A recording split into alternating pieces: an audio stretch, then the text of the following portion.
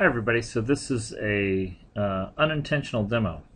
I was playing around with some of the things we were discussing in class, like the mixing brush, because I wanted to be able to give you an opinion of it. And unintentionally, I ended up creating kind of a demo for you that I thought might help you with your pine cones. So here's what I decided to do. Was I decided to paint an egg just to, try some of these techniques. And when I finished, I thought, well, this might actually help you progress with your pine cones. So now I should mention, none of this was done from observation. There was no egg, there was no light source, nothing like that.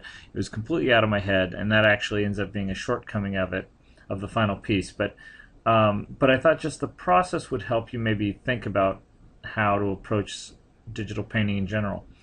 So I started off just with the backdrop, just to kind of show what direction the light's coming from. Obviously, it's coming from the lower right corner here. It's a cool light. And so then I just scribbled something in very quickly to get in, where I wanted to place my egg with a hard brush.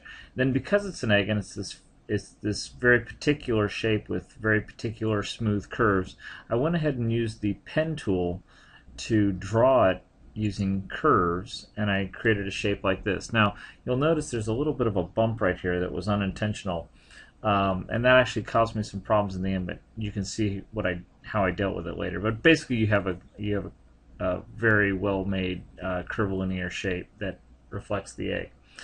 So at that point I dropped in a flat tone, kind of a flat middle tone for the egg, kind of just a slightly darker tone for the cast shadow, just so I could delineate the two. And this is just to kind of create placement. Now the main difference between this and a traditional demo with traditional materials might be that it would be messier, but you might start off in a somewhat similar way as far as an underpainting, because then you can actually turn these off, but then you can come up and put in your light side just like this, and voila, you have the beginnings of form and the beginnings of an egg, and people would recognize it. And then softening the cast shadow edge, watch out here, and then putting a little bit more shadow underneath the egg to make it feel a little bit more like it's sitting on the ground. And then if you look now, you've got a hard edge here, and this hard edge was bothering me. It doesn't look like these shadows belong to one another. So I wanted to put a little bit more tone on the egg itself to show the shadow, so something like that. And then finally, I'm going to put in a little bit of reflected light along here to show where the light's hitting the floor here and bouncing up, or hitting over here and bouncing into the back of the egg. And I would come up with something like that. Now you look at that. That's a egg that's well on its way, and that much painting is probably 10 minutes, I would guess, 10 to 15 minutes of painting. Now what I want to discuss with you guys about this, what I realized would make this a good demo for you to see, is this is nowhere near done. And actually, so this was probably 15 to 20 minutes tops up to this point, but I did much more after this that took a lot longer because it required some very delicate adjustments. And I want you to understand that this is where, if I had you do a traditional egg painting, this is where most of the egg paintings would come in, is kind of at this very base, what I consider a very basic stage. But what a lot of people think, oh, well, aren't I done? I've got form, I've got shadow, I've got edges, isn't that it? Well, let me show you kind of where I took this further, and where I would expect you to try to take your pine cone in this regard, or anything else you paint for that matter. So again, this is basically working. You can tell it's an egg, but there's so much more possibility here. So the first thing that was bugging me is this edge is much too sharp. There's not really a sense, it starts feeling flat with the value difference between these two. You're not getting a sense of this form on the egg here turning away from you and having a little bit of tone to it. So I'm going to add a little bit of a tone. Now I added maybe a touch too much, but it gives you an idea, and it'll give you a lot more volume. So take a look at the difference here when I turn this rim shadow on as it starts to roll, as the form starts to roll away from us. And then next, Next, you would also be getting some light coming in, and where the light would hit the egg here and then bounce into the ground, you'd start illuminating the ground because you have two white objects coming next to each other and they reflect light between them. So look at this next shadow, or this reflected light that I'm going to put in here on the ground, and it's actually the color of the egg. So now notice that if you didn't specifically look for this, you would never notice that I made this adjustment, but that's kind of why you make it, because it just gives one more clue to our viewer that, oh, there's something going on between these two objects, and they really do exist. It's not just paint on a canvas. Alright, so other things.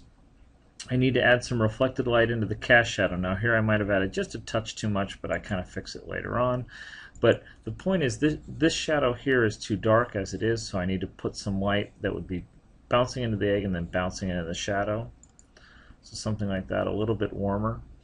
I made it just a touch warmer because the light is cool, so that means the shadows, all this lighting area is cool, so the shadow's likely to feel a little warmer than normal. Okay, and then this is a big step. Down under here, I put in an occlusion shadow to make it really feel like it's sitting on top. There's going to be light that's going to get trapped in here and not make its way back out, and that's going to create a very dark shape where the egg is resting on the ground. So notice what a difference this occlusion shadow makes here as I turn it on and off. That little bit really sells it. Now it really helps us sell it in a couple of ways. Number one, it makes it feel like it's sitting on the ground. But number two, that little dark area makes everything else feel more white. So that's another reason why it's important. Okay, and then finally, I need a little bit more of a highlight here because I want to show that the light is hitting right here. So I'm going to turn a highlight on, or put my highlight in. I'll turn it off, on and off again, so you can sort of see the effect. Just a little bit, and what I like about that is it sort of softens this back rim shadow too a little bit. Okay, now this next thing is the only real trick, what I would consider a Photoshop trick, is where I felt this was looking too smooth and I wanted a touch of texture. So I did kind of some speckling on it with a brush that does that kind of thing. And then I turned the speckling, if you look on here, I made it bevel and emboss itself, and I created a little bit of a drop shadow coming off of all the little bits. So you get this effect to get just a hint of texture on the egg to make it feel more like an eggshell. Okay, so you just get a sense of it, so you start to see the texture in a few areas. It just makes it feel a little bit more natural, particularly like down in here. And then finally, this was bugging me. An egg can't really have a corner like that, so I needed to round it off, and I just made a slight adjustment at the very end to fix that. Just to make it a little more rounded.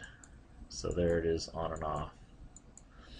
In any case, so that's your basic egg. And again, that was a couple of hours. If I did it again, it would be about an hour. But that's how I went about it, and hopefully that'll help you with your pine cones. So good luck.